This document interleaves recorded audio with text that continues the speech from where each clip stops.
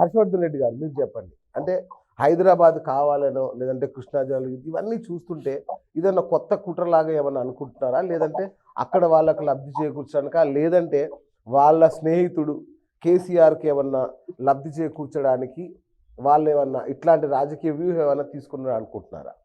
BS గారు, మొట్టమొదటిగా నేను వెంకటరెడ్డి గారు సోదరుడు ఆంధ్రప్రదేశ్ నుంచి మాట్లాడుతున్న సందర్భంలో నేను సెకండ్ టైం ఈ డిబేట్లో కూర్చోవడం. లాస్ట్ టైం కూడా నీళ్ళ విషయంలో మాట్లాడినప్పుడు వారు ఒక పదే ఒక మాట చెప్తా ఉన్నారు. ఏంటంటే 25 మంది ఎంపీలు ఉన్నటువంటి ఆంధ్రప్రదేశ్, అంటే ఎక్కువ మంది ఎంపీలు ఉన్నట్లు వాళ్ళ మనోభావాలను కూడా పట్టించుకోకుండా తక్కువ మంది ఉన్నటువంటి ఎంపీల మనోభావాలు పట్టించుకొని రాష్ట్ర విభజన జరిగిందని అన్నారు. బహుశా వారికి గుర్తుండి ఉంటుంది, ఈ తెలంగాణ జాగ్రఫికల్ బౌండరీ, ఆంధ్రప్రదేశ్కి సంబంధించిన జాగ్రఫికల్ బౌండరీ రెండు కలిసి భూమి పుట్టినప్పటి నుంచి కలిసి ఉన్నాయి కావు. 1956 వరకు తెలంగాణ సపరేట్ స్టేట్. 1956లో ఆ రోజు ఉన్నటువంటి ప్రజాప్రతినిధులు తెలంగాణ ప్రాంతం వాళ్ళు ఒప్పుకోకపోయినా ఇష్టం లేకపోయినా ఆంధ్రప్రదేశ్లో మెర్జ్ కాబట్టినటువంటి రాష్ట్రం తెలంగాణ.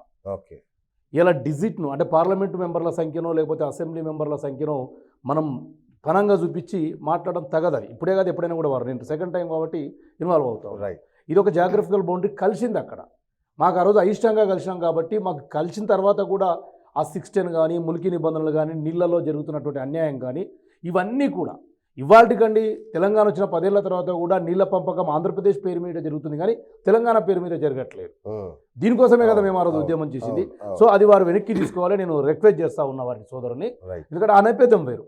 ఇక ఇవాళకి వస్తే సరే, నేను కాంగ్రెస్ వ్యక్తిగా ఆరోపించట్లేదు, కానీ నాకు కాగుపిస్తున్నటువంటి అంశం మొత్తం కూడా ఏంటంటే ఇవాళ డెఫినెట్గా పార్లమెంట్ ఎన్నికల్లో లబ్ధి పొందడానికి నిన్నటిదాకా ఇక్కడ ప్రజాపాలన చేసినటువంటి పార్టీ పాచిక ఇది. ఇవాళ ఆంధ్రప్రదేశ్ వాళ్ళు కూడా వైవి సుబ్బారెడ్డి అంటే నాట్ ఏ జోక్.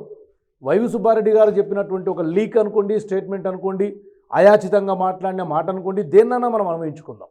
కానీ దాన్ని ఖండించాల్సినటువంటి బాధ్యత ఇలా వైఎస్ఆర్సీపీ పైన ఉంది. ఎందుకంటే YV Subba Reddy party member, that ముఖ్యమంత్రి గారికి స్వయాన బాబాయ్ వరుస కీ పర్సన్. ఆయన తీసుకున్న అనేక నిర్ణయాలు, ఆయన చెప్పిన అనేక మాటలు నిజమైన సందర్భం మనకు తెలుసు. కాబట్టి వెంటనే పార్టీ రియాక్ట్ కావాల్సి ఉండే. పార్టీ రియాక్ట్ కాలేదు, జగన్మోహన్ రెడ్డి గారు రియాక్ట్ కాలేదు. కాబట్టి దాని పరిగణలోకి తీసుకుంటే వీళ్ళు 10 ఏళ్లుగా ఏం చేయలే ఇక్కడ. ఫర్ ఎగ్జాంపుల్ చూడండి, తెలంగాణ రాష్ట్రంలో 10 ఏళ్ళు కదా రాజధాని. అంటే ఉమ్మడి సెక్రటరేట్ కూడా 10 ఏళ్ల పాటు వాళ్ళకు కూడా భాగం ఉన్నట్టే కదా. మరి ఉమ్మడి సెక్రటరేట్ను కూలగొడుతుంటే వాళ్ళకు కూడా భాగం ఉండే కదా. రేపు జూన్ 2 వరకు వాళ్ళ భాగం ఉండింది కదా సెక్రటరేట్లో. కూలగొడుతుంటే జగన్మోహన్ రెడ్డి గారు కానీ లేదా వైఎస్ఆర్సీపీ కానీ చంద్రబాబు నాయుడు గారు కూడా ఇంక్లూడింగ్ ఎవరు ఎందుకు మాట్లాడలేదు? ఎస్, మాకు ఇంకా 10 ఏళ్ల వరకు ఉందిరా బాబు, రేపు 24 జూన్ వరకు మాకు అందులో భాగం ఉంది, మా పార్టిసిపేషన్ ఉంది అని చెప్పేసి ఎందుకు మాట్లాడలేదు? కారణం ఏంటంటే వాళ్ళు వదులుకొని వెళ్ళిపోయిండ్రు. ఇందాక వెంకటరెడ్డి ఆర్డర్స్లో దగ్గర వాళ్ళ అవసరాన్ని బట్టి కార్యాలయాలు తీసుకొని రెంట్లు కట్టి ప్రజాధనాన్ని దుర్వినియోగం చేసి ఉండొచ్చు. అది వాళ్ళ ఆప్షన్. కేంద్ర ప్రభుత్వం ఇచ్చినటువంటి 9th to 10th షెడ్యూల్స్ కానీ సెక్షన్ 1 ప్రకారం కానీ ఇక్కడ వాళ్ళకి అవకాశం ఉన్నా వాళ్ళు వాడుకోలేదు. ఇవాళ ఎందుకు తీసుకురావాలి? ఎన్నికలప్పుడేమో నాగార్జున సాగర్ మీద వాళ్ళ సైనికులు, వాళ్ళ పోలీసులు వచ్చి కవాతు నిర్వర్తిస్తారు. ఇవాళ ఇక్కడ టీఆర్ఎస్కి ఏం లేదు, ఇక టీఆర్ఎస్కి ఏం లేదు. మళ్ళీ ఒక సెంటిమెంటు రగల్చాలి. మీరన్నారు యాజ్ ఏ మోడరేటర్గా వాళ్ళ మిత్రుడని, నేను అనడం లేదు. మిత్రుడో శత్రువో ప్రజలకు తెలుసు, తెలంగాణ ప్రజలకు. వైఎస్ జగన్మోహన్ రెడ్డి గారి పట్ల కేసీఆర్ గారు తీసుకున్న నిర్ణయాల వల్లనే ప్రజలు నిర్ణయించుకున్నారు. బిఎస్ గారు ఏమంటున్నాను, నేను దానికి అంగీకారం. ఇరుగు పొరుగు రాష్ట్రాలుగా సఖ్యత ఉండాలి. ఇదే జగన్మోహన్ రెడ్డి గారు తెలంగాణ ఉద్యమంలో మానుకోటకు వస్తే కేసీఆర్ గారు రానియలేదు. మేము ఉద్యమకారులు ఆ రోజు పల్లెరావు గారు కూడా మేము ఆపోజ్ చేసినాం. ఇదే కేసీఆర్ గారు కొండా సురేఖ గారు రాజీనామా చేసి వైఎస్ఆర్సీపీకి నిలబడితే భిక్షమయ్యాన్ని ఒక ఆయన నిలబెట్టి మేము గెలిపించుకున్నాం బై ఎలక్షన్స్లో. ఇది తెలంగాణ ఉద్యమ నేపథ్యం. మరి ఉద్యమ నేపథ్యం అయిన తర్వాత గవర్నమెంట్ వచ్చిన తర్వాత కూడా, దట్టు జగన్మోహన్ రెడ్డి గారు వచ్చిన తర్వాత కూడా కృష్ణా నీళ్ళ చోరీ ఒకవైపు జరుగుతుంది. టీఎంసీలకు పర్మిషన్ లేకుండా అనేక వాటాలు తేల్చలేదు.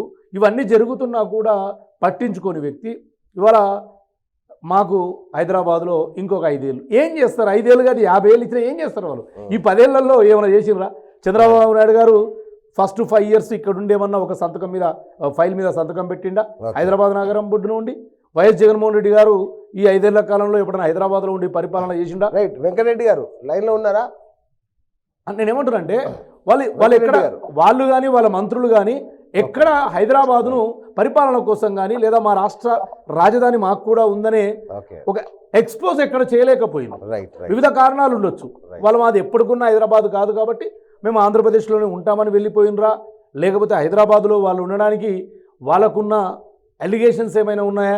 ఇందాక వెంకరెడ్డి గారు చెప్పినట్టు చంద్రబాబు నాయుడు గారికి ఆ మధ్యన ఏదో నోటు కోర్టు కేసు ఇలాంటివి ఏమైనా ఉంటే కూడా ఉండొచ్చు. ఓకే దానికి తెలంగాణ ప్రజలకు సంబంధం లేదు, దానికి చట్టానికి సంబంధం లేదు. చట్టం అనేది మీకు తెలుసు 18th ఫిబ్రవరి 2014 రోజు లోక్సభలో, 20th ఫిబ్రవరి 2014 రోజు రాజ్యసభలో ఆమోదించబడి 1 మార్చి 2014 రోజు ప్రణబ్ ముఖర్జీ గారు దానికి చెప్పి 2 మార్చి రోజే గజెట్లో పెట్టిండు. దాన్ని ఇంప్లిమెంటేషన్ యాజ్ ఆన్ 2 జూన్ 2014 పెట్టిండు. 10 years ఆటోమేటిక్గా రేపు 24th జూన్ 2 వస్తే అయిపోతుంది కదా. దీంట్లో వాళ్ళ దీనికి రాద్ధాంతాలు, దీనికి రంగులు పూలడం. నేను ఒకటే అంటున్నా, వైఎస్ఆర్సీపీకి నిజంగా చిత్తశుద్ధి ఉంటే వైవి సుబ్బారెడ్డి గారిని నేను అనుకోకుండా దొరికినటువంటి మాటలన్నా ఒక స్టేట్మెంట్ ఇప్పియమనండి, లేదా వైవి సుబ్బారెడ్డి గారి స్టేట్మెంట్ను వీళ్ళు పునరుద్ధరించుకుంటూ ఎస్ ఇది మేమే అనిపించినాం అని ఏదో ఒకటి ఉండాలి కదా. క్లారిటీ లేకుండా ఇరు రాష్ట్రాల ప్రజలను, ముఖ్యంగా బిఎస్ గారు దీనివల్ల ఒక ప్రమాదం ఉంది. ముఖ్యంగా ఆంధ్రప్రదేశ్ వాళ్ళకే నష్టం. హైదరాబాద్లో ఉన్నటువంటి ఆంధ్రప్రదేశ్ వాళ్ళు ఇవాళ ఆస్తులు ఎక్కడైనా కొనొచ్చు, వ్యాపారాలు ఎక్కడైనా చేయొచ్చు. 370 ఆర్టికల్ రద్దయినాక జమ్మూ కాశ్మీర్లో కూడా మనం భూములు కొంటున్నాం, అంతవరకు లేదు. ఇవాళ ఆంధ్రప్రదేశ్లో ఆస్తులు ఉండొచ్చు, ఆంధ్రప్రదేశ్ వాళ్ళు ఇక్కడ స్థిర నివాసం ఉండొచ్చు. ఇలా 5%లో మేము తెచ్చిన రాష్ట్రపతి జోన్ల వ్యవస్థలు కూడా వాళ్ళు వస్తున్నారు. దాని మీద క్లారిటీ ఇచ్చుకోవాల్సిన బాధ్యత వాళ్ళ ప్రజల కోసం, ఇక్కడ నివసిస్తున్న వాళ్ళ కోసం వాళ్ళది బాధ్యత.